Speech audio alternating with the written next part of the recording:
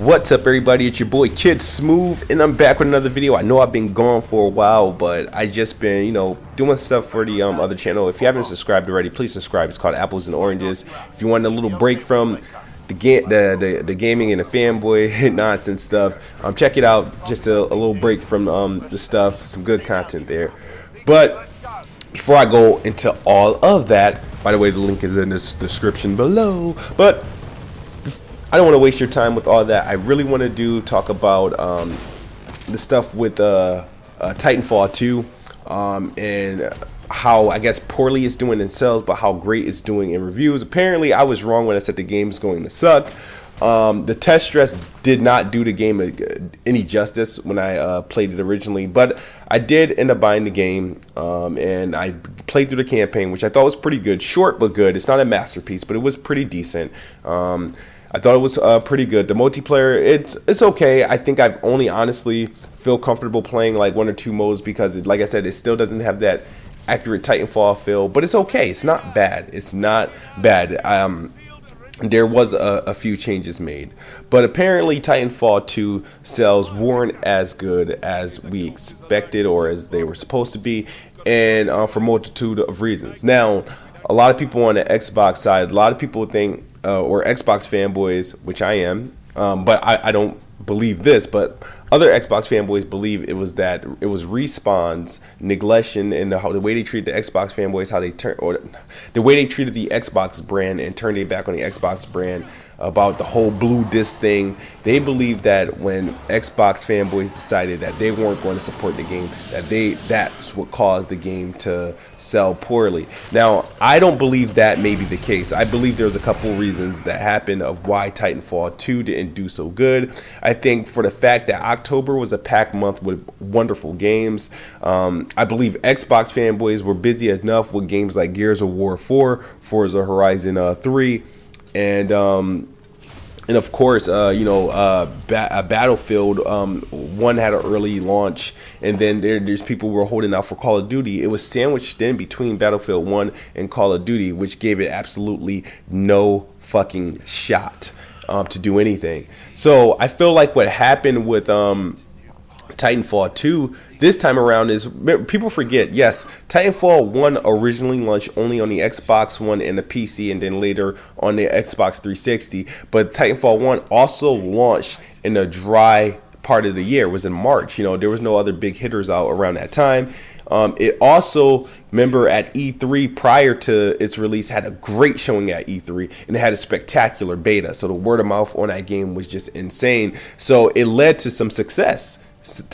Now, this time around, the stress test wasn't good at all. I hated it. I hated both trials. The first stress test turned people off from even trying the second stress test, and the release dates, it was thrown in the holiday. Titanfall 2 would have been a killer had it been delayed to March of 2017, right? But and the reason why I don't think Xbox fanboys should take responsibility of the failure of the sales of Titanfall 2. I mean, they were going after Peter Moore and everybody. I don't think Xbox fanboys should take responsibility, because at the end of the day, when you look at the sales of Titanfall 2, it wasn't that it just sold poorly on Xbox. It sold poorly on PlayStation. So I understand if it was a hit on PlayStation and sold nothing on Xbox, then I would understand. Hey, Xbox fanboys, they rallied, they boycotted, and this is what happens. They get no support on Xbox. But PlayStation didn't support it either. And the reason why PlayStation supported it, because PlayStation fans and gamers will only play a certain amount of first-person shooters. PlayStation is not a first-person shooter box. It's not a shooter box. It just doesn't work that way. No matter how much they try to imitate the Xbox controller with the DualShock, it's not going to happen. PlayStation fans don't play shooters. They are limited to probably two shooters. They don't even play their own shooter. They are limited to maybe Call of Duty. The only reason why they're touching Call of Duty because it's something new to them. The Call of Duty's been doing a good job pandering with them with the DLC and whatnot. And Battlefield, they're touching that. That's it. Xbox fans and gamers can have a library of like 6 shooters and rotate through those. You know what I mean? Like they can have a library of shooters. PlayStation gamers cannot. And so Respawn and EA banking on that, Titanfall 2 is finally going to appear on the PlayStation. It was It was, I mean, it was a good gamble, but they forget, people, they don't know the demographics, that PlayStation gamers generally don't flock to shooters. And I think, if to my understanding, I don't know if it's the same in North America, but I know in the UK, Titanfall 2 actually sold better on the Xbox than they sold on the PlayStation 4. The sad thing about it, the combined sales of both being a multi-platform game was not even close to what it was as an Xbox PC exclusive title. That's where it becomes sad.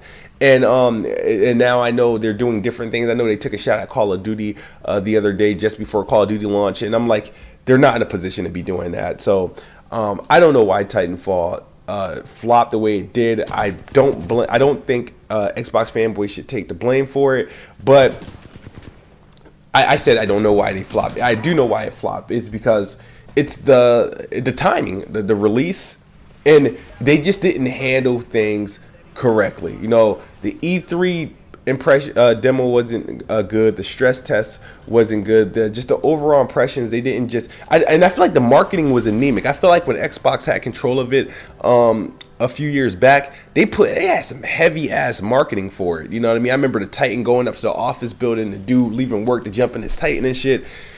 Titanfall 2 had and it's apparently it's unfortunate. EA, you know, they invested into it. They wanted to throw that and Battlefield at Call of Duty at the same time. I don't know how that's going to fare, but Titanfall 2, unfortunately, it is a good game. It's a decent game. It's just the way they went about it with the release. Sure, they turned a lot of people off, at least on the Xbox side. But I think this is, the first time I've seen a game go multi-plat and do worse than what it did when it was an exclusive. But that's all I got for you guys. Thank you guys for watching. Make sure you hit that like button, that subscribe button, and comment. Let me know how you feel. Also, subscribe to the new channel, Apples and Oranges. I am out. Xbox is the best box, and I am the best bot. And it is what it is. We out.